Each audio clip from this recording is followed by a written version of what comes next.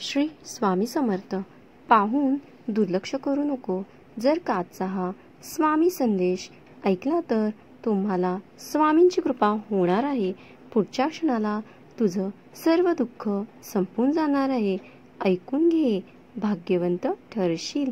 मी नेहमी तुझ्या पाठीशी आहे. अरे बाळा, आज स्वामींसाठी संपूर्ण संदेश ऐकूनच जा. आजचा संदेश तुमच्यासाठी खूप खास असणार आहे. तुला काहीतरी खास गोष्टी सांगायच्या आहेत. स्वामी म्हणतात, मी सोबत आहे. तुम्ही फक्त हसतमुख चेहऱ्याने वावरा आणि म्हणा, मी ठीक आहे.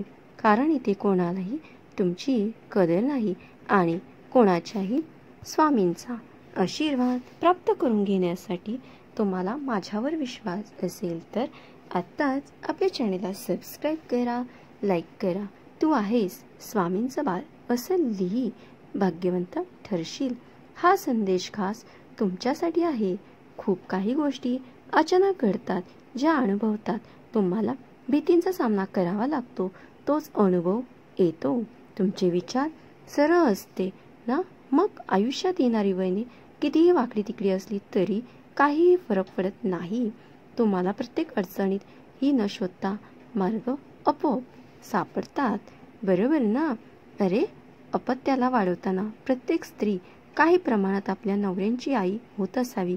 कायम जीव टाकावा अशा पात्रतेचा नवरा लाभला तर दिवसांचे किती शांती नवऱ्यालाही आपल्यासारखा सांभाळ करते हे कोणत्याही पुरुषाला कळायचे नाही. तुमची किंमत आणि महत्त्व तेव्हाच असते जेव्हा तुमची गरज असते. बरोबर ना? तुझं कल्याण करण्याकरता स्वामी माऊली आहे. सर्व ठाई फिरी अनेक क्षेत्र ते अक्कलकोट. पायी पायी स्वामी नाम रुजवा बरोबरी. ज्याच्यावर हे जग हसले आहे त्यांनीच इतिहास रचलेला आहे. जेव्हा लोक तुमच्या मागे बोलतात तेव्हा समजून घ्यावं की तुम्ही त्याच्या 2 पावले पुढे आहात. फक्त यशस्वी हो. बघ, मी तुझ्या पाठीशी आहे. बाळा, प्रत्येक सूर्योदयाला स्वामी समर्थ ध्यान कर, आशीर्वाद मिळेल. हा संदेश ऐकल्यानंतर श्री स्वामी समर्थ टाईप कर. जे घडतं ते चांगल्यासाठी. फरक फक्त एवढाच असतो तर कधी दुसऱ्याच्या चांगल्यासाठी असते. जिथे दुसऱ्यांना समजवणे कठीण झाले असेल तिथे स्वतःला समजवून घेणे कधीही चांगले. बरोबर ना? बाळा, लोक काय विचार करतात, तुम्हाला कसे बघतात ते महत्त्वाचं नाही. तुम्ही स्वतःला कसे बघता ते महत्त्वाचं आहे. स्वार्थाने कर्म करणे याचं नाव प्रपंच आहे. अरे बाळा, हा संदेश शेवटपर्यंत ऐक. तुला अजून काही खूप महत्त्वाच्या गोष्टी सांगायच्या आहेत.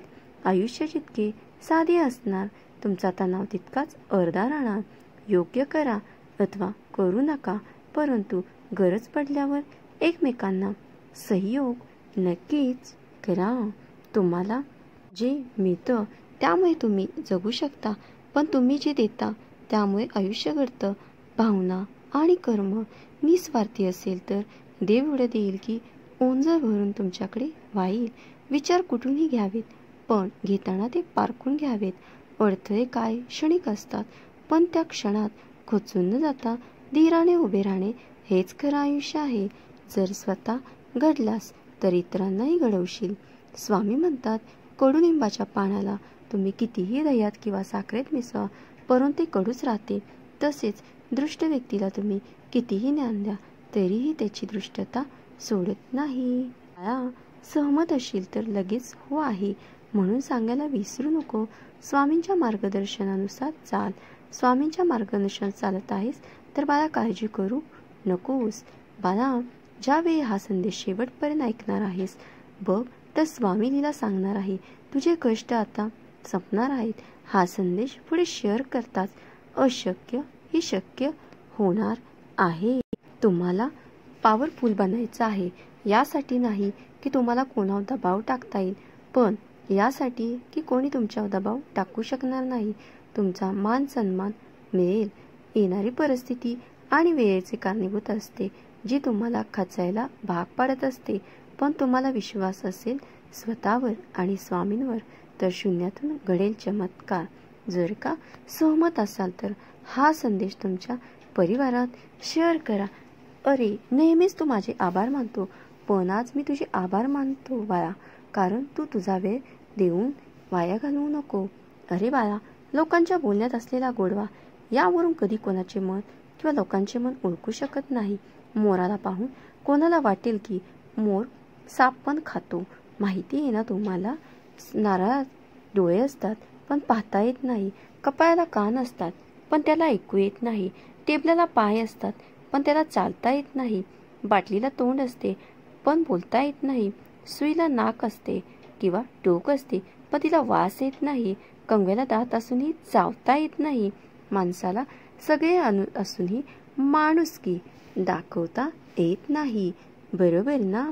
तुमच्या आयुष्यात अडचणी उगाच येत नाहीत. त्याचं येणं तुमच्या आयुष्यात एक इशारा असतो की तुमच्या जीवनात तुम्हाला काहीतरी बदल करणे गरजेचे आहे. मात्र योग्य करा अथवा नका करू, परंतु गरज पडल्यावर एकमेकांना सहयोग नक्कीच करा. वाईट वेळ आज ना उद्या निघून जाईल, पण बदललेले लोक आणि बदललेली माणसं तुमच्या लक्षात येतील. स्वामींना शरण आलात तर सगळं काही चांगलं घडणार आहे. इतके समजदार बना की कोणाच्याही चुकीला लगेच माफ करा, पण इतके स्वार्थी बनू नका. जेव्हा लोक अशिक्षित होते तेव्हा परिवार एकत्र होते, परंतु आज तुटलेल्या परिवारामध्ये जास्त करून शिकलेले सवरलेले लोक जास्त दिसतात, जे एकमेकांच्या चुका काढून दाखवत फिरतात. यशस्वी व्हायचं असेल तर पुढे बघून चाला, मग मागे लक्ष देऊ नका. जेव्हा काही चांगलं होणार असतं अनेक अडथळे वाटेमध्ये येतात. बाया, लोकांना हे जर समजत की हा कसा आहे तो कसा आहे, पण लोक विसरून जातात की ते स्वतः कसे आहेत. स्वतःची ओळख निर्माण करा, तुम्हाला नक्कीच यश मिळेल. अरे बाया, आज तू हा संदेश ऐकलास, मला समाधान मिळालं, तुला आनंद वाटलं, यातच मला आनंद मिळाला. बाया, लोकांची विविध रूपे असतात. सकाळी गोड बोलतात आणि रात्री कुणी काही डोक्यात भरवले की तोंड पाहून बसतात किंवा कुठल्या तरी लहान करण्यासाठी नाराज होऊन बसतात. ज्याच्याशी तुमच्याशी नाराज असतात अशाकडे लक्ष देऊ नका. तुला कायम सुखी राहण्याचं वरदान मी देत आहे. हाक दे केव्हाही, तुझ्या हाकेला मी धावून येत आहे. जे सत्य आहे ते तुझ्या हिताच आहे, तेच मी तुला सांगत आहे. हो असेल तर सहमत आहे असे लिही. जाता जाता एवढं सांगेन, मी परत येईन. पण बाळा, नेहमीच लक्षात ठेव, प्रामाणिक आणि खऱ्याला मी कायम सोबत आहे. खोटीपणा असेल तर मात्र तू एकटाच आहेस. शब्द माझे तुझ्या आठवणीत ठेव. फक्त नीतिमत्ता साफ ठेव. काळजी नको करू, मी आहे फक्त तुझा मागं. चालत राहा. जर तू जिंकलास तर विजय तुझाच आहे. पाव. हा संदेश शेवटपर्यंत ऐकल्याबद्दल धन्यवाद. श्री स्वामी समर्थ.